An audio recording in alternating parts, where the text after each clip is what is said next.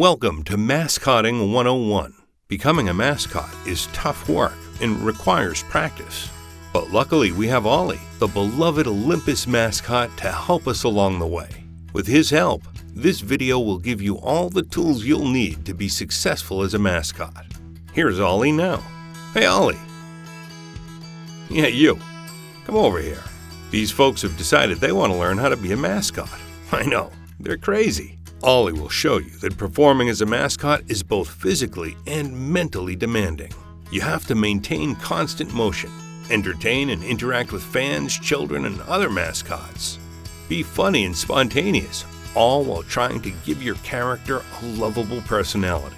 But it's also fun, rewarding, and, if done well, valuable to your team, company, or brand. Mascots are incredible marketing tools. Therefore, it's important that performers have the knowledge and ability necessary to make a successful mascot both in and out of the mascot suit. Pay close attention to Ollie's instructions and you'll learn everything you need to know, from the ups and downs to the do's and don'ts of how to be a mascot. Let's get started. Before you perform as a mascot, it's important that you're knowledgeable about the mascot suit itself. Each mascot suit is unique, so you'll need to practice getting in and out of your specific suit. In some cases, you may need a handler to help with certain pieces, but getting ready starts even before you put on the first piece of the mascot costume. You'll want to stay as cool as possible when performing, so you need to dress smart. Here are the suggested clothing items to wear under your mascot costume. As a performer, you should always be wearing a shirt, shorts, and socks. Some mascots have costume feet or shoes, but in other cases, tennis shoes might be worn as well. In order to keep sweat out of your eyes, it's also recommended that you wear some kind of bandana or headband. Other items you may want to bring could include a towel, a water bottle, or anything else that may help you cool off when you get out of suit. Getting in and out of suit will become easier with practice. The more events you perform at, the quicker this process will become. However, even the most experienced mascot still has to deal with costume malfunctions from time to time. Costume malfunctions are inevitable, but here are some tips and info about what to do when something goes wrong with your mascot suit. To lower the chances of a costume malfunction, you should check in a mirror to see how the costume looks before you perform. This will give you a chance to do some last-minute grooming to make sure your mascot is looking their best. Now, let's look at some of the most common costume malfunctions. Costume malfunctions are unique to each mascot suit. They can range from an untucked strap to exposed skin to your mascot's head falling off. These malfunctions can ruin the magic of your character for children and can be very frightening for others. So while you should do your best to avoid them, malfunctions will happen. In the case of a malfunction, either go to a private area to fix it yourself or have your helper come and fix it for you. Under no circumstances, remove a piece of the costume in front of the public. Once you're all fixed, you can head back out. Now that you know how to properly get in suit and what to do in case of a malfunction, let's start learning how to perform as your mascot. Emotions are the best way to show animation and act out your moods. Here are some basic emotions you can use when performing. Happy. Any upbeat, kind gesture can work for the emotion happy. On the other end of the spectrum, we have the emotion sadness. Head and shoulders slouched, while wiping a tear away is one of the best ways to show sadness. This emotion can transition very well into a sad walk. Stressed. Putting both hands on the side of the head and shaking it back and forth is an easy way to look stressed. Shyness. A timid emotion while initially looking away is the best way to show shyness. This emotion is very valuable. It can help a scared child be less afraid. Suave. Running your hands through your fur is a great way to make your mascot look suave.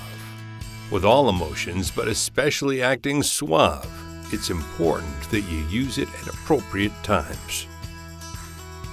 Exhausted. After long events, you'll be very exhausted. Use this emotion to show either kids or your helper that you're tired. This can also be used as a signal that you need to take a break. Head tilt. You can achieve many motions, like curious, with a simple tilt of the head. The angle that you tilt the head helps determine exactly what emotion you're trying to display. For example, disappointment is a different kind of head tilt. Other powerful tools for mascots are gestures. Let's go over the essential gestures that you'll need to know as a mascot. Welcome, or hello. This is the most common gesture your mascot will do. Waving and gesturing to come in is the best way to welcome guests as they come through the door. Goodbye. Goodbyes are sad. You can incorporate the sad emotion you just learned with a mellow wave to say goodbye to guests who are leaving. Blowing kisses. With this gesture, make sure you're selling the motion. Blowing kisses is a great gesture as long as it's done at appropriate times. Chivalry. A tip of the cap or a bow gesture is a respectful way to acknowledge authority figures or women. Playful mocking. Be careful who you do this gesture to. It's important that your mascot does this to be funny, not rude. Basic emotions and gestures can be easily learned with a little bit of practice. When you get more comfortable performing as your mascot, they'll become like second nature. When you're performing, keep trying these and other emotions so you can improve your mascotting skills. Now that you've learned the basic mascot movements, let's go over the essential do's and don'ts of being a mascot. Do number 1. Always be in character. When you put on your mascot suit, you should instantly take on your mascot's character. When you're performing, there's always someone watching, so it's important to be playful, animated, and enthusiastic at all times. Do number 2. Constant motion is a must. You're an entertainer. It's important that you're always moving and going from one place to another. However, remember to always keep a constant walk when going from one place to the next. Do number 3. Have fun. Being a mascot is a large responsibility and hard work, but that doesn't mean you can't enjoy yourself while performing. If you're having fun as a mascot, it will make the character genuinely look like they're having fun too.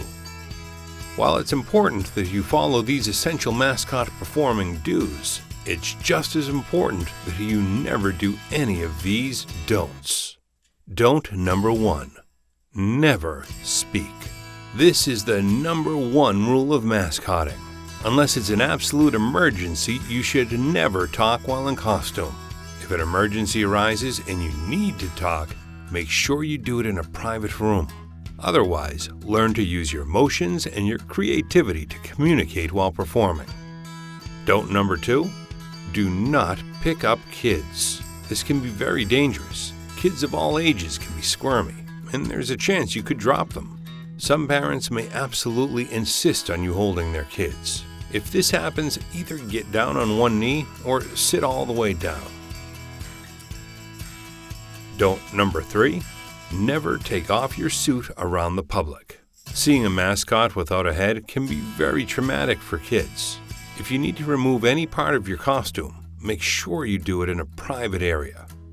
One of the most important things to learn before you perform as a mascot is how to approach different types of children. In this section, we're going to go over the 3 T's of children. The first T stands for terrific children. These children love mascots. They're excited and they treat you with respect. Oftentimes, these children range from 4 to 10 years old.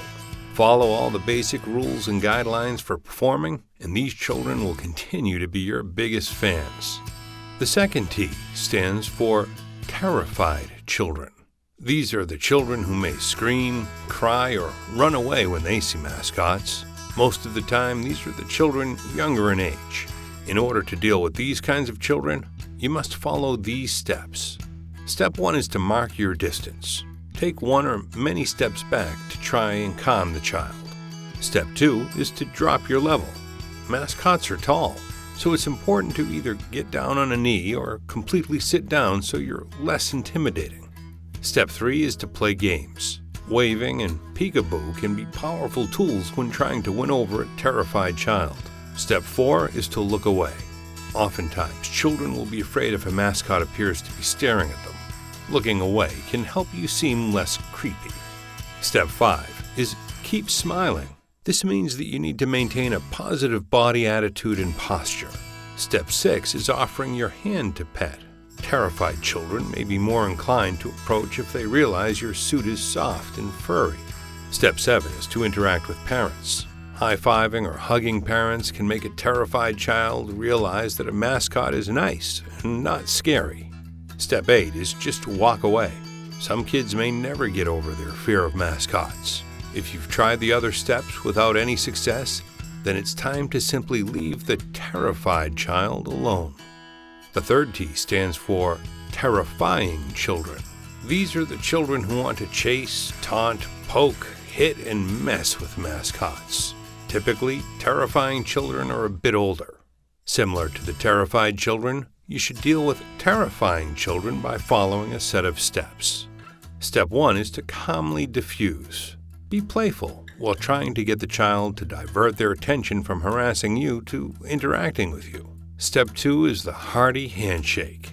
This is a handshake where you should apply enough pressure to let the kid know they should stop, but not too much pressure to cause any harm. If the child still won't stop, then it's time for Step 3. Ask for help. Signal to your helper so they can intervene and stop the child from bothering you. The final step with a terrifying child is to simply walk away. Interacting with children can be one of the toughest parts of being a mascot, but it can also be the most rewarding and fun. You'll encounter all 3 types of children, but always remember to follow these steps and tips. In the last segment, we're going to talk about 2 tools that, if used correctly, can help any mascot portray humor. They can be used to effectively interact with crowds or other mascots. We're going to talk about props and skits. Prop usage can be spontaneous or can be pre-planned. Using a prop in a manner other than intended is one of the best ways to get a laugh. Prop usage also works very well in skits.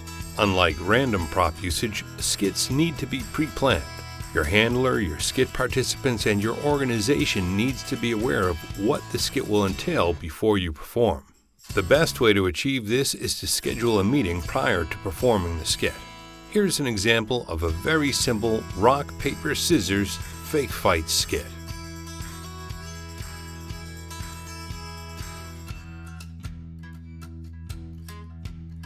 As long as everyone is on the same page with skits, they can be extremely successful tools for any mascot to use. In summary, this video has covered the preparation and items necessary to perform, costume malfunctions and how to handle them, basic emotions and gestures, the essential do's and don'ts, the 3 T's of children, and how to incorporate props and skits into your performance. Remember, being a mascot is an important responsibility, but you also need to have fun. Practice makes perfect. Thanks for all your help, Ollie. For more information about Olympus Group's mascot design, production, and refurbishing services, please visit www.olympus-mascots.com. Call 800-558-9620 or email sales@olympusgrp.com.